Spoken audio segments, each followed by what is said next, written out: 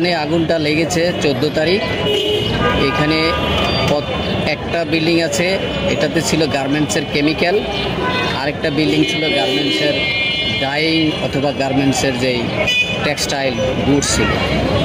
তো এই কেমিক্যাল ইয়াটাই মূলত প্রথম আগুনটা লেগেছে, পরে এটা ডেভেলপ করে।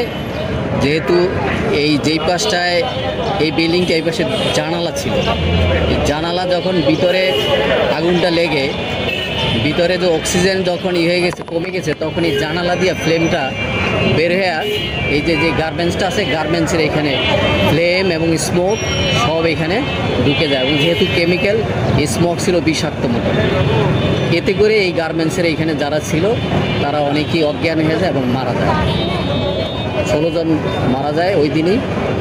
তো এইখানে যে আগুন এইখানে নিবানো হয়েছে গার্মেন্টসের এই সাইডের, কিন্তু কেমিক্যাল এখানে আগুন নিভে গেছে, কিন্তু এখনও এইখান থেকে ধোঁয়া বেরোচ্ছে, স্মোক বেরোচ্ছে, এবং স্মোকের পরিমাণ এখন কমে আসছে।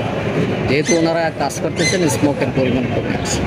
তো গার্মেন্টস কেমিক্যাল সাধারণত সবাই জানে, এখানে হাইড্রোজেন পারক্সাইড থাকে বা অন্যান্য ডাইং কেমিক্যাল থাকে।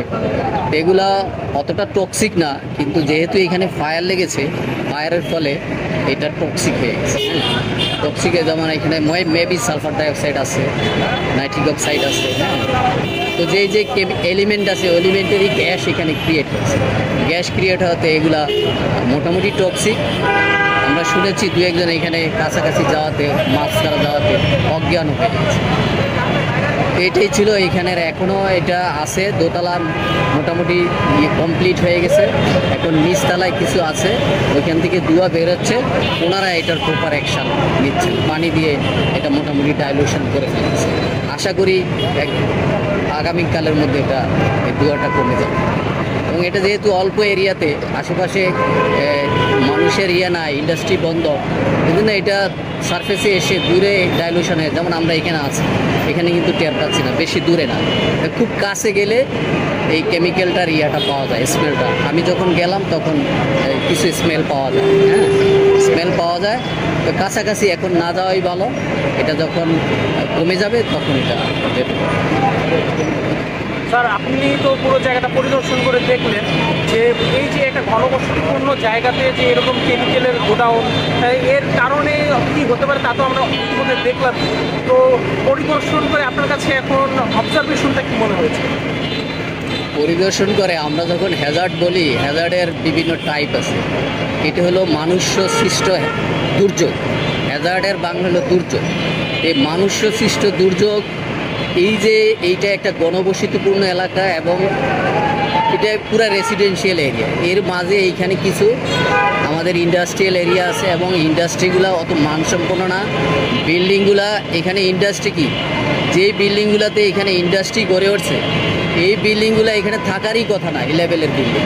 হ্যাঁ, এইখানে এটা আমার মনে হয় কোনো ছাড়পত্র এদের আছে, আমার মনে হয়। কিন্তু ইন্ডাস্ট্রিগুলো এখানে গড়ে উঠছে, এখানে চলতেছে। কিন্তু এইরকম রেসিডেন্সিয়াল এরিয়াতে ইন্ডাস্ট্রি না থাকাই আমরা বলি যে হ্যাজার্ডকে যদি আমি মিটিগেট করতে চাই, তাহলে কিন্তু এই ধরনের এগুলাকে দূরে সরায় নিতে হবে। হ্যাঁ, কিন্তু এটা তো আমরা বারবার বলে আসছি, কিন্তু আমরা পারছি। যে ঘনবসতিপূর্ণ দেশ, ইন্ডাস্ট্রি, এটা সময়ের ব্যাপার, এটা সময় নিচ্ছে। হ্যাঁ, তো এটা আসলে এটা প্রপার একটা না, ইন্ডাস্ট্রিয়াল এরিয়া না এই জায়গাটা। ঢাকায় আসলে শুধু এই জায়গায় না, ইন্ডাস্ট্রিয়াল এরিয়ার মধ্যে আবার রেসিডেন্সিয়ালের মধ্যে ইন্ডাস্ট্রিয়াল এরিয়া, সব মিলে একটা জগাখিচুড়ি অবস্থা। শুধু আজকে এইখানে ঘটনা একটা ঘটলো বলে 16 জনের প্রাণহানি হলো।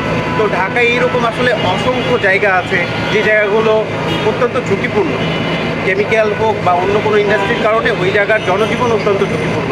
তো সেক্ষেত্রে সরকারকে আপনারা কী পরামর্শ দিতে চান?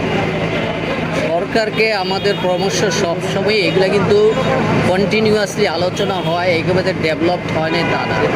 আমরা কিন্তু ইন্ডাস্ট্রিয়াল এরিয়ার জন্য জায়গা সরকার করেছে, ওইখানে ইন্ডাস্ট্রি করবে, কিন্তু এগুলো যেতে সময় নিচ্ছে। এটা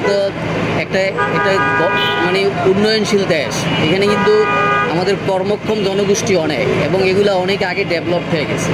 এই ঢাকা শহরটা কিন্তু প্ল্যান্ড ওয়ে তো হয় না, যদি প্ল্যান্ট হতে হতো, ইন্ডাস্ট্রি এক জায়গায় থাকতো, কমার্শিয়াল এরিয়া এক জায়গায় থাকতো, রেসিডেন্সিয়াল এরিয়া এক জায়গায় থাকতো, কিন্তু এগুলা আমরা আগে এটা নজর না দেওয়াতে এটা কী হয়েছে, এটা এখন হ্যাপাজার্ড হয়ে গেছে। এখন এইখান থেকে সরে আসতে আমাদের একটু সময় লাগে। এখন এই যে এখন একটা ঘটনা, এই যে ঘটনাগুলো ঘটলেই কিন্তু আমরাও একটু সচেতন হই এবং পাবলিককে সচেতন করি এবং বিভিন্ন প্ল্যান আমরা করি।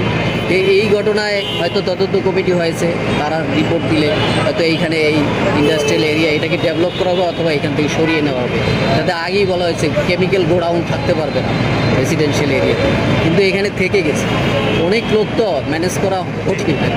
আসলে আমরা এরকম দেখি যে আজকে যেমন এই গত 14 তারিখে এরকম একটা ঘটনা ঘটলো, এর আগেও অসংখ্য ঘটনা এরকম ঘটেছে ঢাকা সহ সারা দেশে আমরা দেখেছি।